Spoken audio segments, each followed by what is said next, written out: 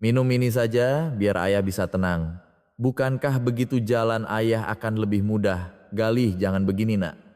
Tawa getir, bagaimana ayah membesarkanmu selama ini? Justru karena aku muak dengan semua itu ya. Sekarang enyahlah, sekarang grup Nusantara seluruhnya milikku. Apa dia baru saja membuang orang yang masih hidup ke laut, dan itu adalah putranya sendiri? Baskara Wijoyo, pemimpin konglomerat raksasa Nusantara Group, dibuang di tengah laut Raja Ampat oleh putra kandungnya sendiri. Dan ada seseorang yang menyaksikan semuanya. Suci Bintari, seorang wanita tangguh berusia 43 tahun. Sialan. Nasibku ini memang tidak pernah jauh dari masalah. Tapi orang harus diselamatkan. Jika Anda menyimak cerita ini sampai akhir, Anda akan menemukan kebenaran yang mencengangkan. Jangan lupa untuk subscribe dan like dan tinggalkan komentar di mana Anda mendengarkan ini, maka rezeki akan datang menghampiri Anda. Di ujung perairan Raja Ampat, ada sebuah tempat yang oleh penduduk setempat disebut Karang Setan. Arusnya begitu deras hingga jaring nelayan pun sobek, dan para penyelam paling berpengalaman pun hanya bisa menggelengkan kepala. Tempat itu seperti gerbang menuju alam baka. Namun di tengah lautan ganas ini, seorang wanita pemberani sedang menyelam. Suci Bintari, 43 tahun. Dulu ia adalah seorang perawat handal yang terkenal di sebuah rumah sakit elit di Jakarta. Tetapi setelah difitnah secara keji, ia kembali ke kampung halamannya 5 tahun lalu dan menjadi penyelam tradisional terhormat. Suci memperbaiki kacamata selamnya dan meluncur ke dalam air yang dalam. Ia berharap bisa menemukan beberapa kerang abalon berukuran besar. Tiba-tiba, saat tangannya meraba-raba celah karang, sesuatu yang aneh menarik perhatiannya. Sebuah benda perak berkilauan tampak mengambang di dalam air. Ketika ia mendekat, ternyata itu adalah sebuah tongkat mewah untuk lansia. Gagangnya berwarna perak dengan ukiran naga, jelas sekali barang mahal. Punggung Suci terasa merinding. Siapa yang akan membuang tongkat seperti ini di tengah lautan antah berantah? Tepat pada saat itu, deru mesin yang berat memecah kesunyian laut. Suci terkejut dan segera mengangkat kepalanya ke permukaan. Menembus kabut, sebuah kapal pesiar putih seukuran rumah sedang mendekat. Secara naluriah, Suci menyembunyikan dirinya di balik sebuah batu karang hitam besar. Jantungnya berdebar kencang, khawatir itu adalah patroli polisi air. Tetapi kapal itu bukan kapal patroli. Kapal pesiar super mewah yang sepertinya hanya ada di film-film itu mematikan mesinnya dan berhenti di dekat karang. Suci menahan napas dan mengintip ke geladak kapal. Di sana ada seorang pria muda berjas necis dan seorang pria tua yang terkulai lemas di kursi roda. Pria muda itu menyodorkan sebotol minuman keras kepada ayahnya yang ada di kursi roda. Pemandangannya indah kan ayah? Dulu ayah bilang ingin tinggal di villa yang menghadap ke laut, bukan? Suara pemuda itu dipenuhi tawa sinis. Pria tua itu yang sepertinya berada di bawah pengaruh obat memohon dengan suara kadal. Galih, kepalaku rasanya mau pecah. Ayo kita pulang, cepat. Tapi putranya sama sekali tidak peduli. Ia malah menuangkan paksa arak yang keras itu ke mulut ayahnya. Pria tua itu tersedak dan terbatuk-batuk, tetapi putranya tidak bergeming sedikit pun. Ayah harus kehilangan kesadaran. Biar perjalanan ayah nanti lebih mudah kan? Perjalanan yang lebih mudah. Apa maksudnya itu? Suci tidak percaya dengan apa yang didengarnya. Tiba-tiba pria tua itu merangkak di lantai dengan sisa tenaganya, memegang ujung celana putranya. Galih, kumohon, aku ini ayahmu. Bagaimana ayah membesarkanmu selama ini? Suara ayah yang meraung seperti memuntahkan darah. Namun pemuda yang dipanggil anak itu hanya berkata dengan dingin, justru karena aku sudah muak dengan semua itu.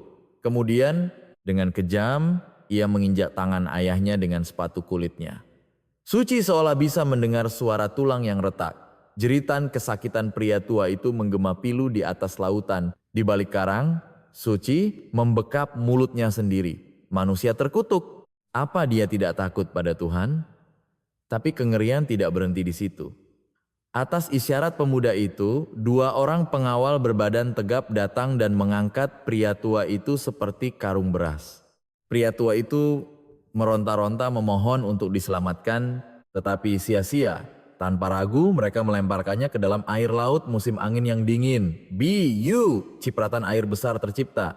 Dan dalam sekejap, sosok pria tua itu lenyap ditelan ombak. Pemuda itu berdiri di pagar pembatas, menatap ke bawah, dan tertawa seperti orang gila. Sekarang ini duniaku. Grup Nusantara adalah milikku. Ada sepasang mata lain yang menyaksikan pemandangan mengerikan ini dari kejauhan. Pak Harjo, seorang nahkoda tua di kapal motor bututnya yang sedang mengawasi pembuangan sampah ilegal. Tangannya yang memegang kamera gemetar hebat. Ia mengira mereka membuang sampah, tetapi ternyata yang ia rekam adalah pembuangan manusia. Setelah memastikan ayahnya tenggelam, pemuda itu dengan santai memutar kapalnya dan pergi.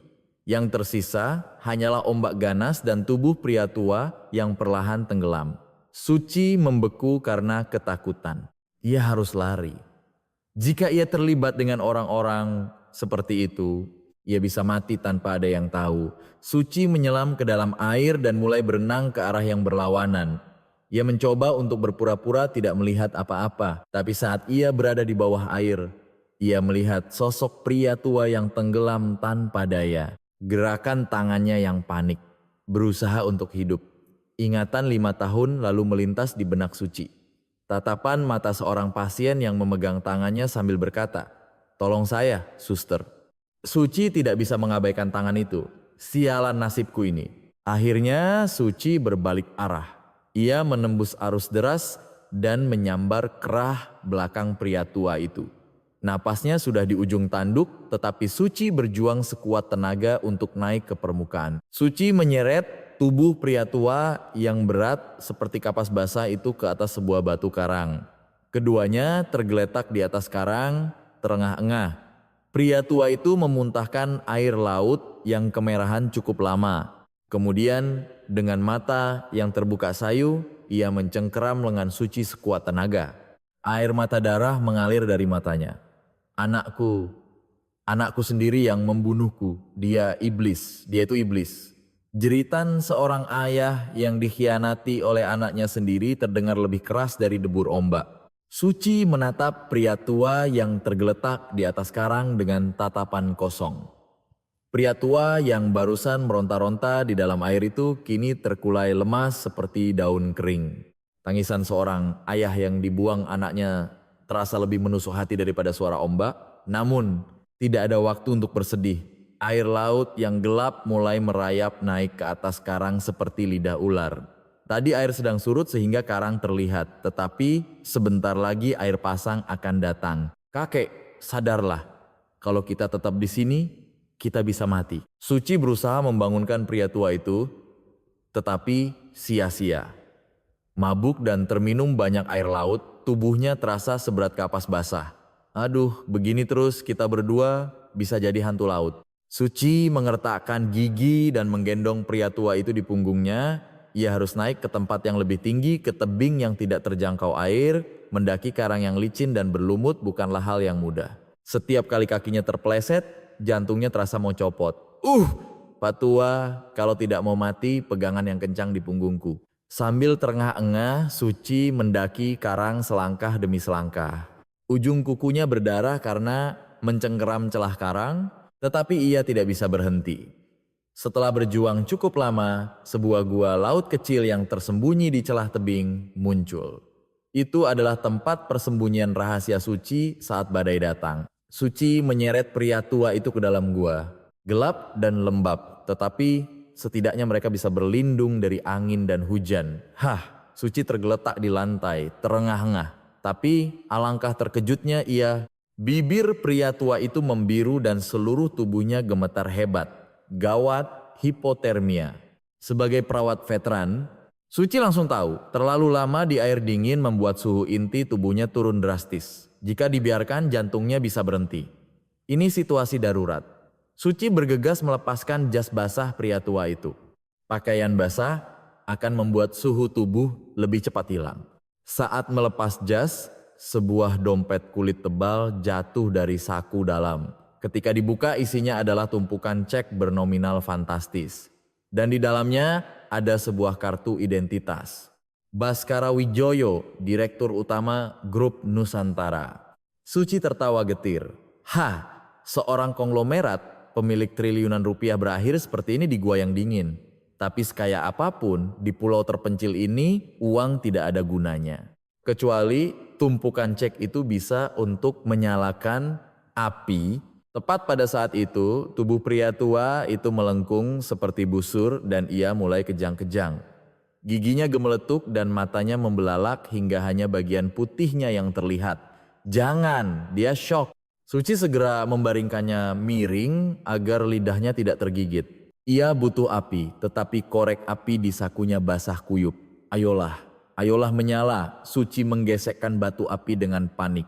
Ceke, ceke. Setelah menggeseknya hingga kulit jarinya lecet, barulah percikan api kecil muncul. Suci mengumpulkan rumput laut kering untuk menyalakan api, tetapi api unggun kecil itu tidak cukup untuk mengusir hawa dingin di dalam gua. Suci menatap wajah pria tua yang semakin pucat. Tangannya sedingin es, wajahnya pucat pasi karena darah tidak mengalir. Jika dibiarkan, pria ini tidak akan melihat matahari terbit besok. Tanpa ragu, Suci mendekatinya. Kakek, sadar, kalau tidur kau bisa mati. Suci mulai memijat tangan dan kaki pria tua yang membeku itu dengan panik. Ia menggosoknya berulang kali hingga telapak tangannya terasa panas. Itu adalah perjuangan putus asa untuk mengalirkan kembali darah di pembuluh yang membeku. Kumohon, kembalilah hangat. Suci meniupkan napas hangatnya sambil terus memijat. Ketika getarannya tidak berhenti, Suci memeluk erat pria tua itu. Ia menggunakan tubuhnya yang hangat untuk menghalangi angin dingin dan berbagi suhu tubuhnya. Meskipun mereka orang asing, saat itu hati Suci tidak berbeda dengan seorang ibu yang mencoba menyelamatkan anaknya yang sekarat. Ia hanya berdoa agar pria tua malang ini selamat, entah berapa lama waktu berlalu. Berkat ketulusan Suci, tubuh pria tua itu perlahan mulai hangat kembali. Gemetar hebatnya mereda dan bibirnya yang biru mulai kemerahan. Kemudian pria tua itu mulai mengigau. Ibu, hangat, aku minta maaf, aku belum bisa berbakti, maafkan aku. Hati Suci terasa terenyuh. Bahkan seorang pemimpin konglomerat yang ditakuti pun di hadapan kematian hanyalah seorang anak kecil yang merindukan pelukan ibunya dan seorang putra tua yang penuh penyesalan. Suci menepuk-nepuk punggung pria tua itu dengan lembut. Tidak apa-apa, kek. Sekarang semua akan baik-baik saja. Di luar gua badai mengamuk, tetapi Suci tidak melepaskan tangan pria tua itu semalaman. Fajar akhirnya menyingsing. Pria tua itu perlahan membuka matanya. Dengan tatapan samar, ia melihat sekeliling dan tampak terkejut menyadari bahwa ia sedang dirawat oleh seorang wanita asing. Di mana ini? Suci menghela napas lega dan menyeka keringat di dahinya. Anda sudah sadar. Hampir saja tadi malam Anda dijemput malaikat maut. Suci mengeluarkan botol kecil dari tasnya. Isinya adalah air gula yang biasa diminum para penyelam untuk menambah tenaga. Minumlah, Anda harus punya tenaga. Pria tua itu menerima botol dengan tangan gemetar dan meminumnya seteguk. Air gula yang manis dan hangat mengalir di tenggorokannya yang kering. Saat itu, air mata deras mengalir dari sudut matanya yang keriput. Seumur hidup aku makan makanan paling lezat, tapi air gula ini adalah yang paling manis yang pernah kurasakan. Manis sekali. Suaranya tercekat dan ia tidak bisa melanjutkan kata-katanya.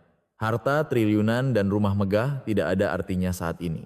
Untuk pertama kalinya dalam 70 tahun hidupnya, ia menyadari bahwa sentuhan hangat manusia dan seteguk air gula bisa menyelamatkan nyawa. Suci tersenyum getir melihatnya. Minumlah pelan-pelan. Ia pikir masa kritis telah berlalu. Tapi Suci tidak menyadari bahwa luka di kaki pria tua itu mulai membusuk menghitam. Neraka yang sesungguhnya baru saja dimulai. Sekitar 3 atau 4 jam setelah pria tua itu sadar, hujan deras masih mengguyur di luar gua, membuat mereka terperangkap. Suci sedang mengeringkan ranting-ranting basah untuk menjaga api tetap menyala ketika ia mencium bau busuk yang menyengat. Seperti bau ikan busuk. Bau apa ini? Suci mengendus-endus mencari sumber bau dan terperanjat saat melihat kaki pria tua itu. Celananya tersingkap dan betisnya telah berubah menjadi hitam legam seperti arang. Dari pergelangan kaki hingga lutut, kakinya bengkak dan kulitnya melepuh kemerahan. Ini sepsis vibrio, wajah Suci pucat pasi. Bakteri dari air laut telah masuk melalui luka dan menyebabkan dagingnya membusuk. Penyakit ini menyebar sangat cepat. Dalam sehari saja bisa membuat kaki harus diamputasi. Suci segera mengguncang bahu pria tua itu. Kakek, bangun, kakimu dalam bahaya besar. Pria tua itu melihat kakinya sendiri dan terlonjak kaget. Nanah kekuningan keluar dari sela-sela daging yang menghitam. Kakiku. Kenapa kakiku begini? Bakteri laut masuk. Dagingmu membusuk. Suci menekan area luka dengan tangan gemetar.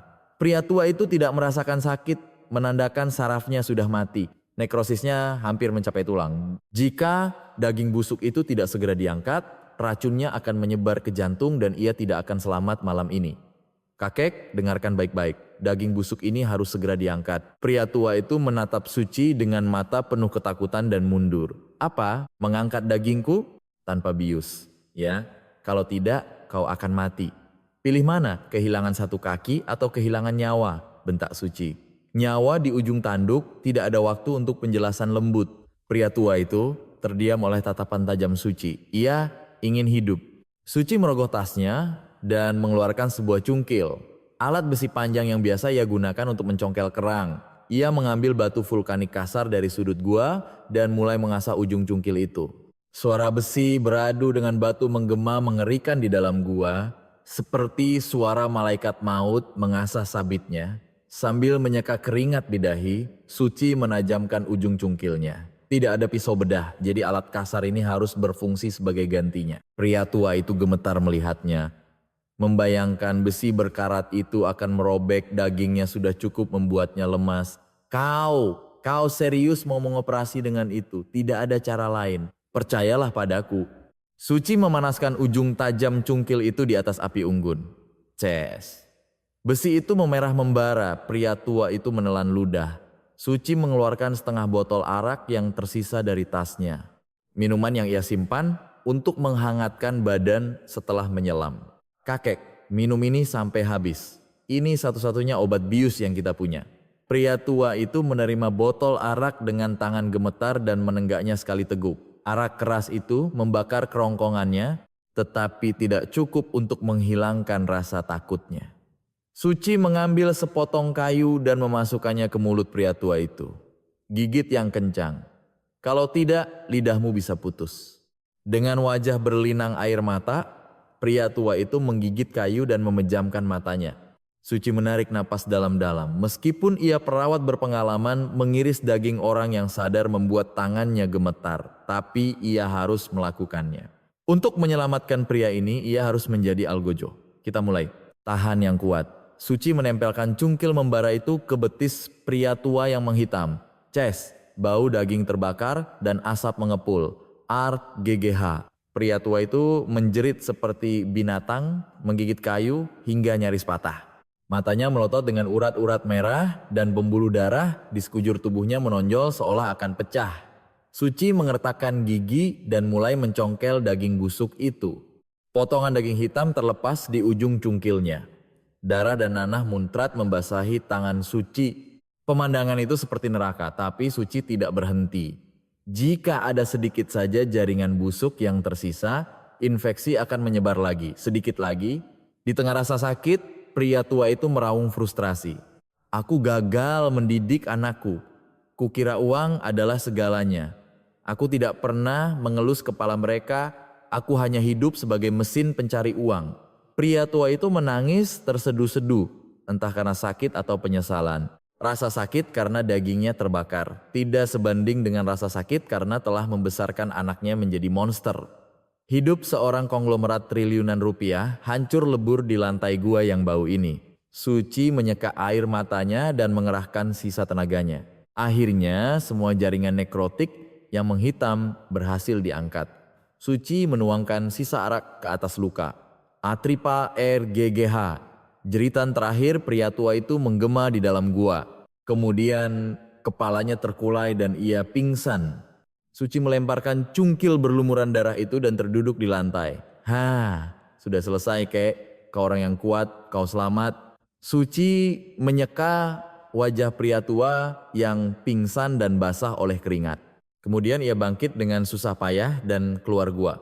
Ia mengumpulkan kerang dan tiram yang menempel di karang dan mulai memasak bubur di panci kecil. Beberapa saat kemudian, aroma gurih menyebar di dalam gua dan pria tua itu perlahan membuka matanya.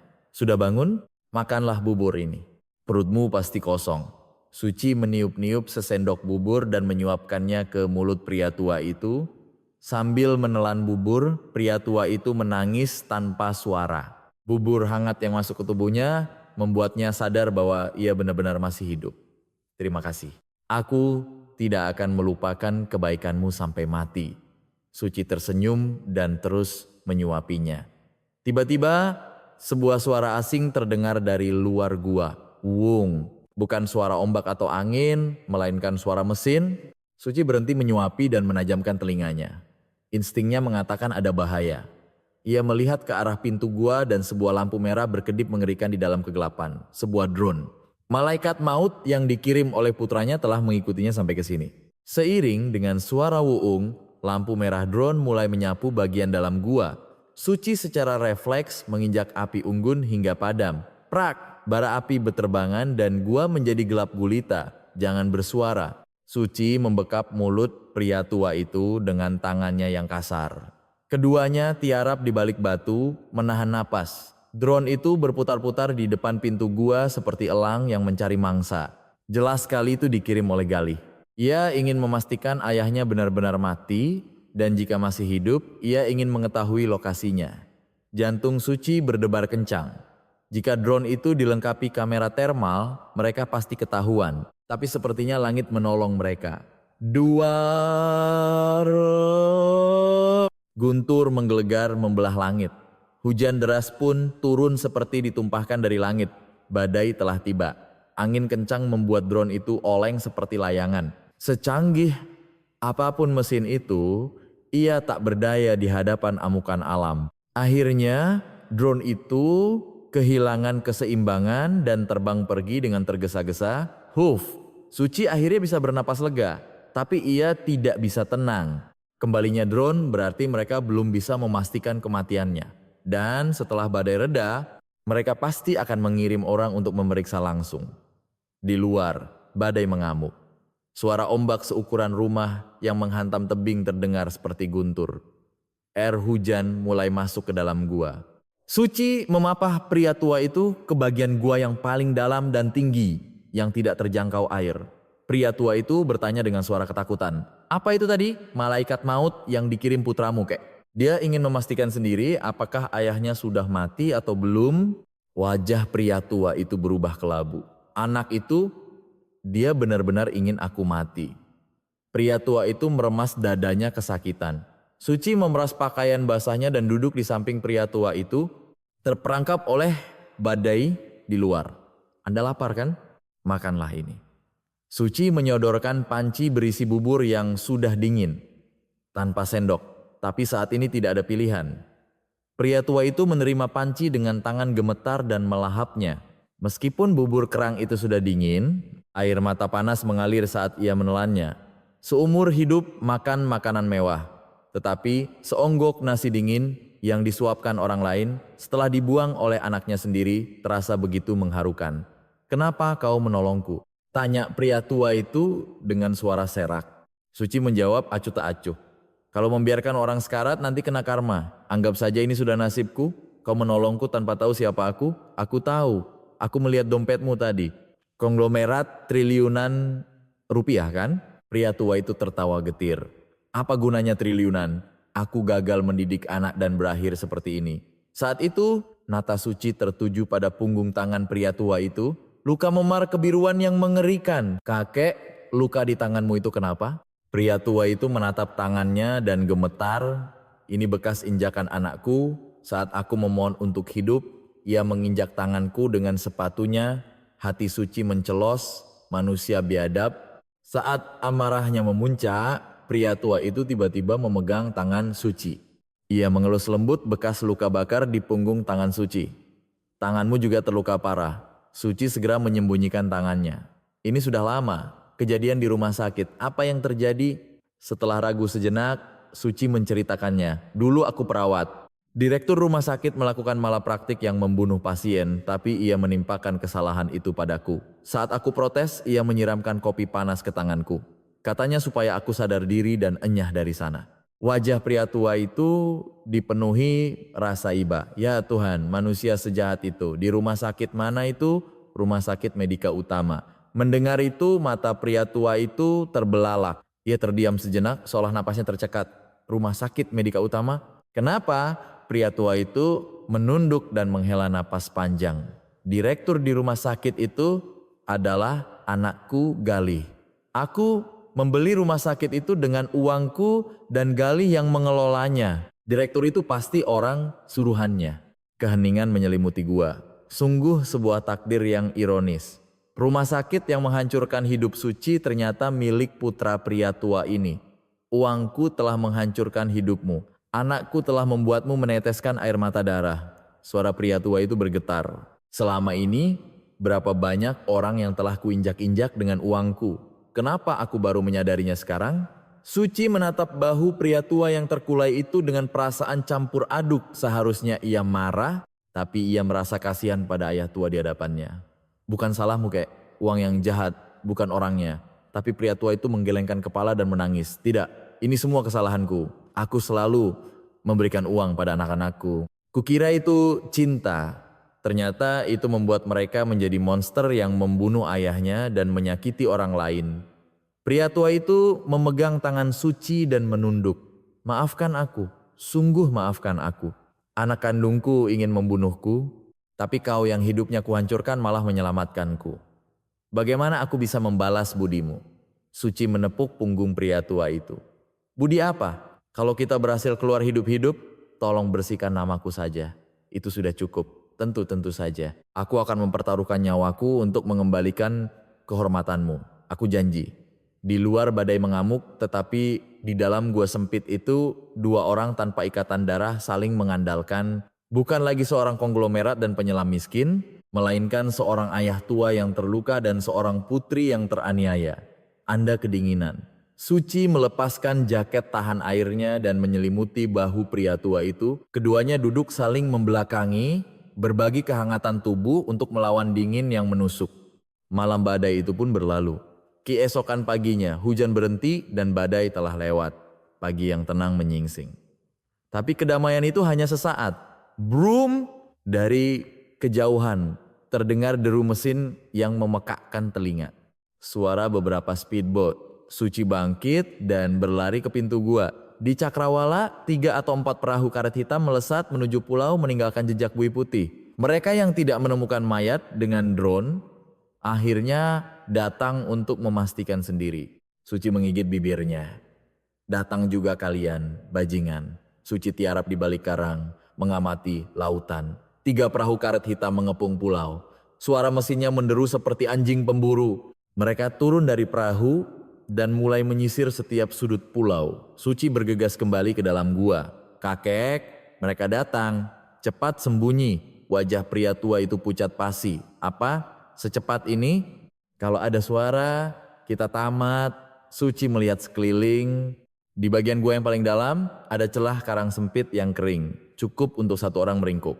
Kakek masuk ke sana. Jangan bernapas terlalu keras sampai aku panggil. Suci membantu pria tua itu masuk ke celah karang, lalu menutupinya dengan rumput laut dan dedaunan kering untuk kamuflase. Pria tua itu mengulurkan tangan gemetar dan memegang ujung pakaian Suci. Lalu kau bagaimana? Aku lebih nyaman di dalam air. Di darat, aku bukan tandingan mereka.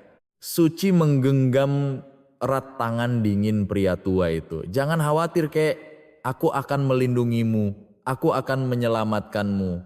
Bertahanlah. Suci menyelinap keluar gua. Ia bersembunyi di balik karang hitam dan menajamkan telinganya. Di antara suara angin, ia mendengar suara statis dari radio komunikasi. Sektor 1 selesai disisir, tidak ada mayat. Sektor 2 juga kosong, mungkin terseret ombak, mereka profesional. Gerakan mereka efisien dan di pinggang mereka terselip pisau dan pistol. Tiba-tiba suara dingin terdengar dari radio pimpinan mereka. Dengar, kalau sudah temukan mayat orang tua itu, ikat dengan batu dan tenggelamkan di laut dalam. Dan jika ada saksi, habisi di tempat. Jangan biarkan seekor tikus pun hidup. Punggung Suci terasa dingin, habisi saksi. Itu adalah perintah untuk membunuhnya. Binatang terkutuk, Suci menggigit bibirnya hingga berdarah, mengepalkan tinjunya. Tidak cukup membunuh ayahnya, mereka juga mau membunuh orang tak bersalah untuk membungkam saksi. Amarahnya meluap, tapi ini bukan waktunya untuk emosi. Ia harus menggunakan otaknya. Suci mengambil peralatan selamnya yang tersembunyi. Ia meludahi kacamata selamnya, mengenakan kaki katak, menyelipkan cungkil di pinggang, dan memegang tombak ikan di tangannya. Dengan ekspresi tegang, Suci bergumam, "Ya, di darat kalian mungkin jago, tapi di dalam air jangan harap itu adalah rumahku." Suci mengamati pergerakan para pembunuh. Mereka semakin mendekati gua. Jika begini terus, pria tua itu akan ketahuan. Ia harus mengalihkan perhatian mereka. Suci mengambil sebuah batu seukuran kepalan tangan. Setelah menarik napas dalam-dalam, ia melemparkannya sekuat tenaga ke arah laut di sisi yang berlawanan. Wus, biur. Suara batu jatuh di laut yang tenang terdengar seperti ledakan. Di sana aku lihat ada cipratan air. Ada sesuatu yang melompat ke laut sesuai dugaan. Para pembunuh yang tegang itu bergegas ke arah suara. Suci memanfaatkan kesempatan itu untuk meluncur turun ke sisi lain dan masuk ke dalam air tanpa suara seperti anjing laut yang kembali ke habitatnya. Air laut yang dingin menyelimuti tubuhnya. Tapi ia tidak merasa dingin. Laut yang selalu menerimanya di saat-saat tersulit kini menjadi senjata terhebatnya. Suci menahan napas dan bersembunyi di balik karang. Tak lama kemudian para pembunuh tiba di tepi air. Bisa jadi mayatnya hanyut. Masuk dan periksa. Baik. 4 pembunuh dengan tabung oksigen melompat ke dalam air. Suci mengamati mereka dari celah karang. Mereka dilengkapi peralatan selam canggih, tapi gerakan mereka di air kaku. Gelembung udara dari tabung oksigen mempersempit pandangan mereka, dan gerakan kaki katak mereka canggung. Senyum dingin tersungging di bibir. Suci, ayo kemari. Di sini, yang bernapas akan kalah, yang menahan napas akan menang. Suci bersembunyi di antara rumput laut mengikuti para pembunuh dari belakang. Ia punya tempat yang sempurna untuk menghabisi mereka. Bekas area budidaya rumput laut yang penuh dengan jaring-jaring bekas yang kusut. Suci mengambil cangkang kerang dan melemparkannya ke depan para pembunuh. Saat mereka menoleh ke arah suara, Suci melesat ke sisi lain seperti kilat, seperti hantu laut. Para pembunuh tanpa sadar terus masuk lebih dalam ke dalam perangkap yang telah Suci siapkan. Sementara itu, di dalam gua yang gelap, pria tua yang bersembunyi berdoa dengan sungguh-sungguh. Tuhan, tolong selamatkan wanita itu. Ambillah nyawaku, tapi selamatkan dia. Meskipun ia seorang konglomerat triliunan, yang bisa ia lakukan saat ini hanyalah berdoa. Di luar, perburuan mematikan Suci telah dimulai. Bawah laut adalah wilayah kekuasaan Suci. Ia menahan napas di balik karang mengamati musuh-musuhnya. Para pembunuh itu menggelepar sambil mengeluarkan gelembung udara yang berisik. Akan kutunjukkan akibatnya jika meremehkan lautan batin Suci.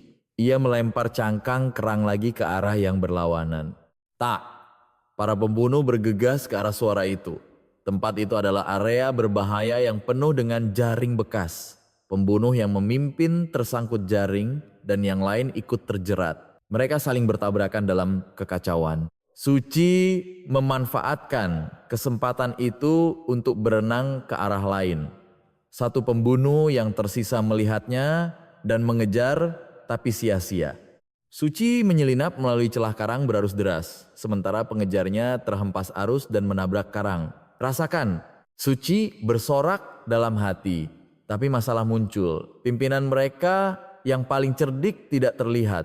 Kemana dia? Suci melihat ke atas dan menyadari pembunuh itu sudah naik ke darat dan masuk ke dalam gua. Gawat, kakek. Suci bergegas berenang menuju gua.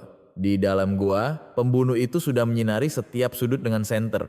Keluarlah, aku tahu kau di sana. Pria tua di celah karang gemetar ketakutan. Saat itu Suci melompat keluar dari air. Hei, apa yang kau lakukan di sana? Pembunuh itu berbalik dan menodongkan pistolnya. Siapa kau? Penyelam yang kebetulan lewat. Kenapa kau membuat onar di wilayahku? Penyelam, jangan bercanda. Kaulah wanita yang menyembunyikan orang tua itu. Mata pembunuh itu berkilat penuh niat membunuh tiba-tiba. Bajingan, jangan sentuh penolongku. Pria tua itu melompat keluar dari celah karang dengan batu di tangannya. Ia memukul punggung pembunuh itu sekuat tenaga. Bu! Tapi tenaga orang tua tidak cukup untuk mengalahkan pembunuh berbadan tegap itu. Orang tua bangka ini cari mati rupanya. Pembunuh itu menendang dada pria tua itu. UGH. Pria tua itu jatuh tersungkur. Kakek. Suci berlari dengan marah, tapi pembunuh itu mendorongnya dengan kasar dan menembakkan tombak ikannya. Tombak tajam itu menyerempet bahu Suci, menyemburkan darah segar. Suci memegangi bahunya dan terduduk. Pembunuh itu tersenyum sinis dan mengarahkan senjatanya lagi. Selamat tinggal. Akan kukirim kalian berdua ke neraka. Di saat genting, mata Suci melihat sebuah perangkap gurita tua di sudut gua. Itu saja. Suci memaksakan lengannya yang sakit untuk meraih perangkap itu. Tepat saat si pembunuh akan menarik pelatuk, Suci melemparkannya sekuat tenaga. Perangkap itu mendarat tepat di kepala si pembunuh. Apa ini? Tidak bisa melihat pembunuh itu meronta-ronta. Suci tidak menyia-nyiakan kesempatan itu, ia berlari dan mendorongnya sekuat tenaga. Enyahlah kau, pembunuh itu kehilangan keseimbangan dan jatuh ke dalam air di bagian gua yang lebih dalam. Biur, Suci memegangi bahunya yang berdarah dan merangkak ke arah pria tua itu. Kakek, Anda tidak apa-apa. Pria tua itu menangis melihat bau Suci. Aku tidak apa-apa. Aduh, bahumu berdarah banyak. Melihat Suci terluka karena menolongnya, pria tua itu memukul-mukul dadanya. Tapi belum sempat bernapas lega, deru mesin berat terdengar dari luar gua. Brum, speedboat yang membawa para pembunuh tadi kini memblokir pintu masuk gua. Pria-pria bersenjata muncul di geladak. Mereka benar-benar terpojok. Suci dan pria tua itu saling berpegangan tangan. Kakek, setidaknya kita tidak akan kesepian di alam baka, kata Suci dengan senyum getir. Pria tua itu menggelengkan kepala. Tidak. Belum saatnya. Pria tua itu menggenggam tangan Suci erat, tetapi situasinya tampak tanpa harapan. Di atas speedboat hitam, 3 pria menodongkan senjata mereka ke arah gua. Angkat tangan dan keluar. Kalau tidak, kami tembak. Suci memegangi bahunya yang terus mengeluarkan darah dan mengertakkan gigi. Ia harus menyelamatkan pria tua tak berdaya ini. Biar saya yang keluar. Kakek tetap di sini, jangan bergerak. Pria tua itu panik dan memegang lengan Suci. Jangan, kalau keluar kau bisa mati. Kalau saya melompat ke air masih ada kesempatan. Tapi kakek bahkan tidak bisa lari. Dengarkan saya. Suci mencoba terdengar tegar untuk menenangkan pria tua itu, padahal kakinya sendiri gemetar. Tepat pada saat itu, duar. Suara ledakan keras terdengar dan speedboat itu bergoyang hebat. Apa itu? Gempa. Para pembunuh berteriak dan berpegangan pada pagar. Suci dan pria tua itu terkejut dan melihat keluar. Sebuah kapal motor butut yang sudah berkarat menabrak sisi speedboat canggih itu. Tut! Tut! Suara klakson kapal butut itu memekakkan telinga. Seorang pria dengan pengeras suara berjalan ke geladak. Kulitnya gelap terbakar matahari, janggut putihnya lebat, usianya sekitar 60-an. Pak Harjo sang nahkoda. Minggir kalian, bajingan, beraninya membuat onar di lautku. Teriak Pak Harjo melalui pengeras suara. Aku sudah merekam semua percobaan pembunuhan kalian. Dari saat kalian melempar orang tua itu ke laut sampai sekarang. Semuanya ada di kameraku. Kalau tidak pergi akan kusebar ke stasiun TV. Para pembunuh itu tampak bingung. Orang tua ini siapa lagi? Bukti apa benar dia merekamnya? Pak Harjo mengangkat kamera yang tergantung di lehernya. Di sini ada muka kalian semua. Mau aku siarkan langsung di YouTube sekarang juga? Tentu saja itu gertakan, tapi para pembunuh itu pucat pasi. Pimpinan mereka berteriak marah. Tangkap orang tua itu, ambil kameranya. Speedboat itu berbalik arah menuju kapal Pak Harjo. Pak Harjo tertawa, dasar keras kepala. Rasakan ini, Pak Harjo segera berlari ke ruang kemudi dan memutar kemudi tuanya. Beru Ume. Dengan kepulan asap hitam, kapal motornya merapat ke pintu gua. Kalian berdua sekarang cepat naik. Suci segera membantu pria tua itu berdiri. Kakek, lewat sini. Mereka berdua melompat ke atas kapal dengan sisa tenaga. Suci naik lebih dulu dan menarik pria tua itu. Sudah naik, jalan Pak. Pak Harjo langsung tancap gas. Kapal motor butut itu terseok-seok membelah ombak. Di belakang, 3 speedboat mengejar dengan kecepatan penuh. Dor, dor. Peluru menghantam pagar kapal, menimbulkan percikan api. Aduh, nekat sekali mereka. Pak Harjo memutar kemudi ke sana kemari, mengemudikan kapalnya secara zigzag. Kalian berdua pegangan yang erat. Akan kutunjukkan rasa ombak yang sesungguhnya. Tapi perbedaan kecepatan terlalu besar. Speedboat yang lincah itu semakin mendekat. Suci berteriak panik, Pak Nahkoda, mereka persis di belakang kita akan tertangkap. Pak Harjo tertawa dan melirik kaca spion. Tenang saja, ini halaman belakang rumahku. Orang darat mau pakai kapal secanggih apapun, kalau tidak tahu jalan pasti celaka. Tiba-tiba Pak Harjo membelokkan kapalnya dengan tajam ke arah pesisir yang ombaknya berbusa. Area karang berbahaya dengan bebatuan runcing yang mencuat dari permukaan air. Pak, di sana banyak karang. Kapal kita bisa pecah. Justru karena itu kita ke sana. Seolah sudah hafal jalan dengan mata tertutup, Pak Harjo menyelinap di antara karang-karang tajam seperti ular. Itu adalah keahlian seorang veteran yang telah melaut selama 40 tahun. Tapi para pembunuh di belakangnya tidak tahu jalan. Speedboat pertama yang hanya mengandalkan kecepatan menabrak karang tajam di bawah air. Krak! Duar! Dengan suara mesin hancur yang mengerikan, speedboat itu melambung ke udara sebelum jatuh kembali. Para pembunuhnya terlempar dari geladak. Speedboat kedua yang mencoba menghindar malah merobek lambung kapalnya di karang sebelah. Dalam sekejap, 2 speedboat menjadi rongsokan. Speedboat terakhir ketakutan dan berhenti di luar area karang. Pak Harjo membuka jendela dan melambai ke belakang. Berenang saja kalian dari sana. Bajingan, rasakan. Kapal motor butut itu dengan santai keluar dari area karang dan menuju laut lepas. Suci dan pria tua itu akhirnya lemas dan terduduk di geladak. Kita selamat, kita benar-benar selamat. Pria tua itu memeriksa bahu Suci. Darahmu banyak sekali. Bagaimana ini? Pak Harjo mendecakkan lidah dan melemparkan handuk. Hentikan dulu pendarahannya. Nanti di darat langsung saya bawa ke rumah sakit. Pria tua itu memegang kedua tangan Pak Harjo dan menunduk. Terima kasih banyak. Anda telah menyelamatkan nyawa saya. Pak Harjo menggaruk hidungnya dengan canggung dan tersenyum. Aduh, Pak Direktur, jangan begitu. Seumur-umur baru kali ini, kapal saya dinaiki konglomerat triliunan. Kapal saya jadi merasa terhormat. Pria tua itu menatapnya dengan heran. Anda kenal saya? Pak Harjo menepuk kamera di lehernya. Bagaimana tidak kenal? Di sini wajah Bapak terpampang jelas. Awalnya saya kira ada yang buang sampah. Ternyata buang orang. Saya gemetar tapi tetap merekam sampai akhir. Air mata panas mengalir di pipi pria tua itu. Perasaan lega karena Tuhan tidak meninggalkannya dan rasa terima kasih atas bantuan orang lain. Pak Harjo menatap Suci dan mengacungkan jempol. Mbak Suci juga hebat. Melawan 4 pria dewasa di dalam air. Benar-benar penyelam sejati. Suci tersenyum dengan wajah pucat, hampir saja mati. Kapal motor butut itu menembus senja yang kemerahan, melaju menuju daratan.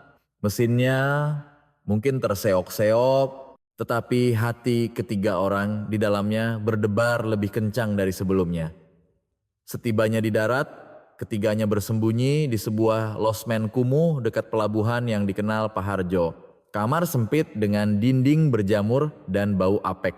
Tempat yang tidak akan pernah diinjak oleh Baskara Wijoyo seumur hidupnya. Suci hanya mendapatkan perawatan darurat di klinik. Bahunya dijahit 10 jahitan dan dibalut perban, tapi ia tidak mengeluh sakit. Ia malah sibuk memeriksa kaki Baskara yang terbaring dengan infus. Luka operasinya belum mengering dan ia tidak bisa bangun sendiri. Pak Harjo meletakkan antiseptik dan 3 bungkus nasi bungkus yang dibelinya di pasar. Sementara ini istirahat di sini dulu. Rumah sakit besar pasti dijaga orang-orangnya. Jadi untuk sementara di sini paling aman. Besok pagi saya datang lagi. Jangan buka pintu untuk siapapun. Pintu tertutup dan keheningan menyelimuti ruangan. Suci menutup gorden tebal agar tidak terlihat dari luar, lalu menyalakan TV tabung tua di dinding untuk memecah kesunyian. Di layar yang bergaris, muncul berita terkini.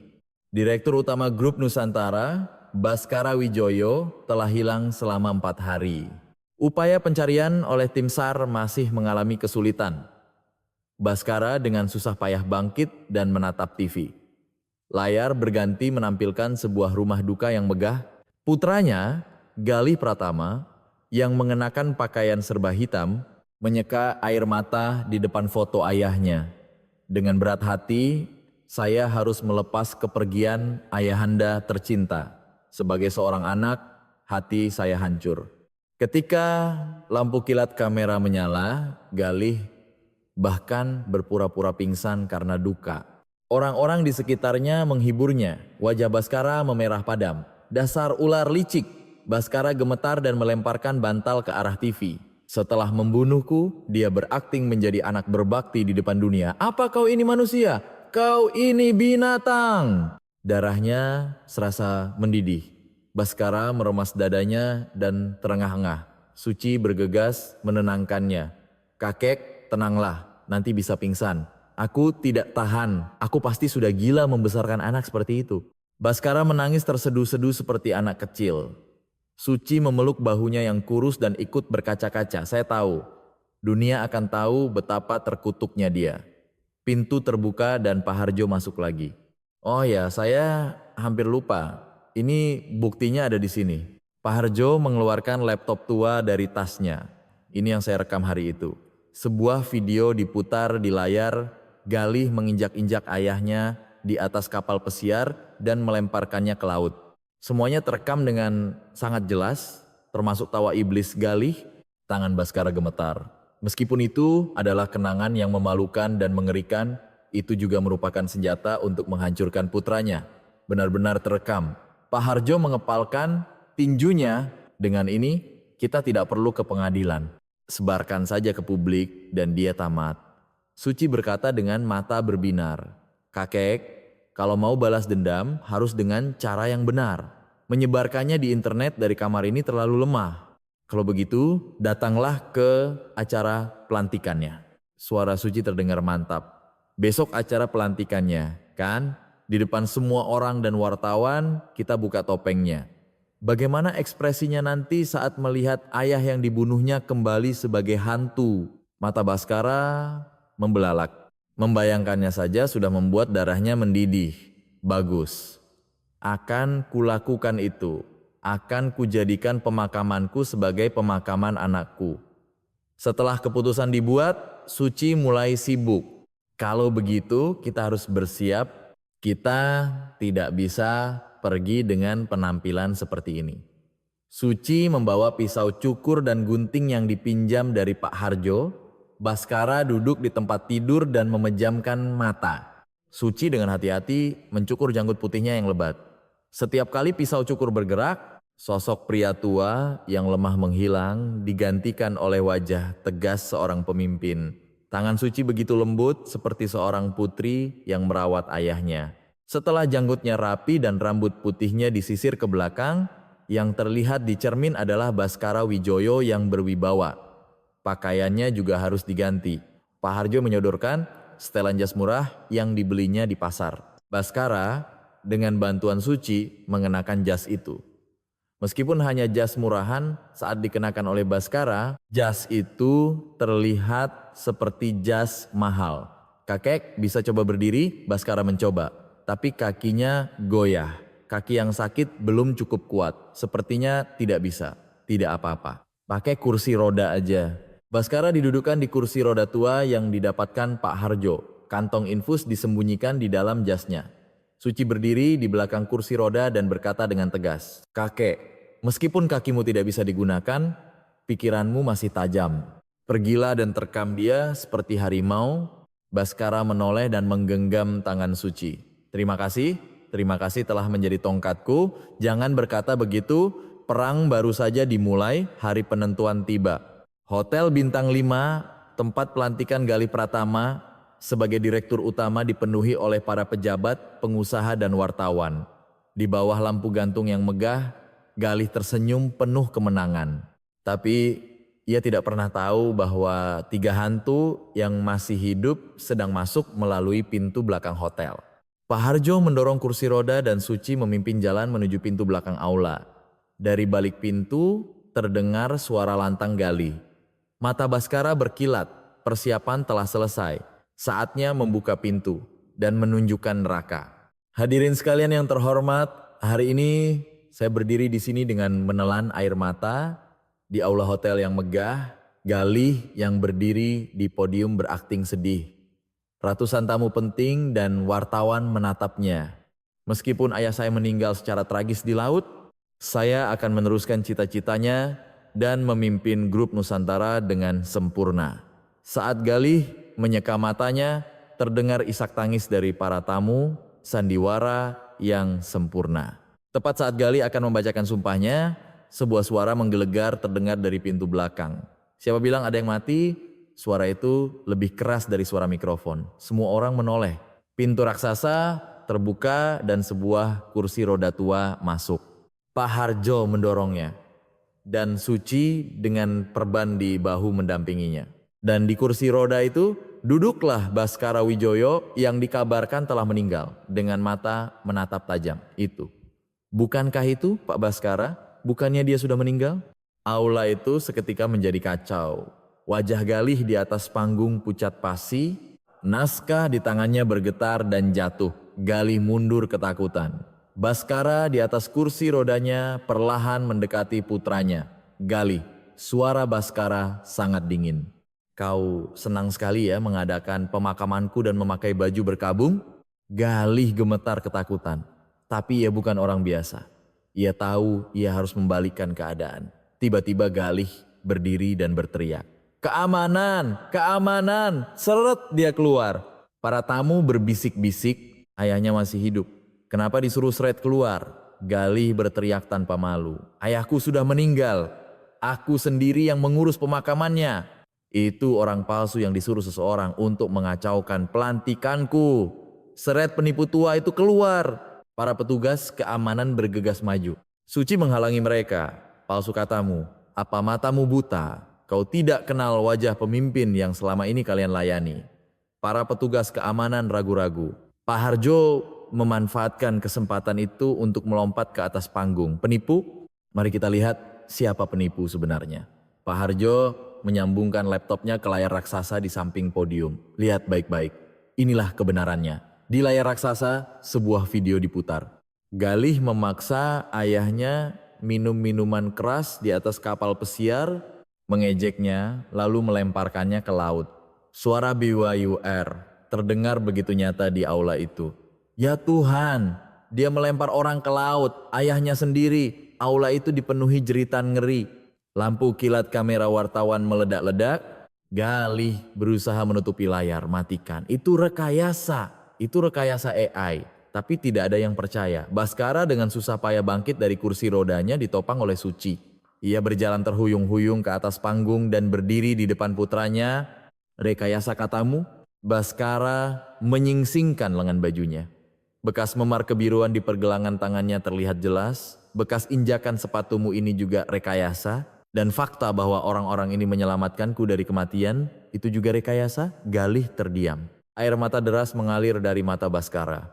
Bukan amarah, tapi kesedihan yang mendalam. Galih, ayah ingin kau menjadi yang nomor 1. Ayah hanya mengajarimu cara mencari uang, tapi lupa mengajarimu cara menjadi manusia. Ayah yang telah membuatmu menjadi monster. Ini dosa ayah. Baskara mengambil mikrofon dan menghadap para tamu, suaranya bergetar. Lihatlah, seorang konglomerat triliunan, tapi darah dagingku sendiri ingin membunuhku demi uang. Tapi orang-orang ini yang tidak punya ikatan darah denganku, mempertaruhkan nyawa mereka untuk menyelamatkanku. Baskara mengangkat tinggi tangan Suci dan Pak Harjo. Nyawa lebih berharga dari uang dan kasih sayang lebih kental dari darah. Keluarga sejatiku adalah mereka yang ada di sini. Tepuk tangan membahana. Wartawan, pengusaha, bahkan staf hotel, semuanya bertepuk tangan dengan mata berkaca-kaca. Polisi yang telah dihubungi Pak Harjo datang. Galih Pratama, Anda ditangkap atas tuduhan percobaan pembunuhan berencana terhadap ayah kandung. Tidak, lepaskan. Kalian tidak tahu siapa aku. Galih meronta tapi tangannya diborgol. Sambil diseret pergi, ia masih berteriak. Ini semua karena orang tua itu. Kalau saja dia cepat memberikan uangnya, ini tidak akan terjadi. Hidupku hancur karenamu, ayah. Itulah akhir yang memalukan dari seorang anak durhaka. Baskara tidak sanggup melihat putranya diseret pergi dan memalingkan wajahnya. Bahunya bergetar menahan isak. Suci memeluknya dengan hangat. Menangislah, hari ini menangislah sepuasnya. Acara pelantikan yang megah itu berubah menjadi lautan air mata. Tapi itu bukan air mata kesedihan, melainkan kelegaan setelah membuang daging busuk dan air mata harapan akan tumbuhnya daging yang baru. Keadilan telah menang, sebulan telah berlalu sejak insiden itu. Seluruh Indonesia gempar. Berita tentang anak yang mencoba membunuh ayahnya menjadi berita utama di mana-mana. Galih mendekam di sel isolasi penjara. Baskara Wijoyo sangat sibuk selama sebulan itu. Ia harus memulihkan kesehatannya dan yang terpenting ia punya tugas yang harus diselesaikan. Suatu pagi yang cerah, sebuah sedan hitam berhenti di depan Rumah Sakit Medika Utama, tempat di mana Suci diusir secara tidak adil 5 tahun lalu. Baskara turun dari mobil masih menggunakan tongkat. Suci mendampinginya. Pak, Anda yakin? Tentu. Aku harus berjalan dengan kedua kakiku sendiri untuk menyelesaikan ini. Keduanya langsung menuju ruang direktur. Pintu terbuka dan di sana duduklah direktur yang dulu menyiram kopi panas ke tangan Suci. Melihat Baskara, ia langsung berdiri dan membungkuk 90 derajat. Aduh, Pak Direktur, ada angin apa datang ke tempat kumuh ini? Baskara berkata dengan dingin. Kau ingat pernah mengusir perawat bernama Suci Bintari 5 tahun lalu? Mata direktur itu bergerak gelisah. Ia baru menyadari kehadiran Suci dan wajahnya pucat pasi. Baskara melemparkan sebuah map tebal ke atas meja. Mulai sekarang, rumah sakit ini akan ku kelola sendiri. Dan kau mulai hari ini dipecat. Menutupi malapraktik, menerima suap, semuanya ada di sini. Pak, tolong beri saya satu kesempatan lagi. Direktur itu memohon sambil memegang celana Baskara, tapi Baskara menghentakkan tongkatnya. Daging busuk harus dibuang agar daging baru bisa tumbuh. Enyahlah dari rumah sakitku. Setelah direktur itu diseret keluar, Baskara mengumpulkan semua staf di lobi. Mulai hari ini, pemilik rumah sakit ini adalah aku, Baskara Wijoyo. Jangan pernah menolak pasien miskin. Dokter yang menyelamatkan pasien adalah dokter yang akan dihormati. Itulah filosofi manajemenku. Ore. Para staf medis yang selama ini tertindas oleh direktur korup itu bertepuk tangan meriah. Baskara menatap Suci. Sekarang apa kau sudah merasa lega? Mata Suci berkaca-kaca. Terima kasih banyak, Kek. Baskara menepuk punggung tangan Suci. Terima kasih. Ini baru permulaan. Hadiah sebenarnya masih ada.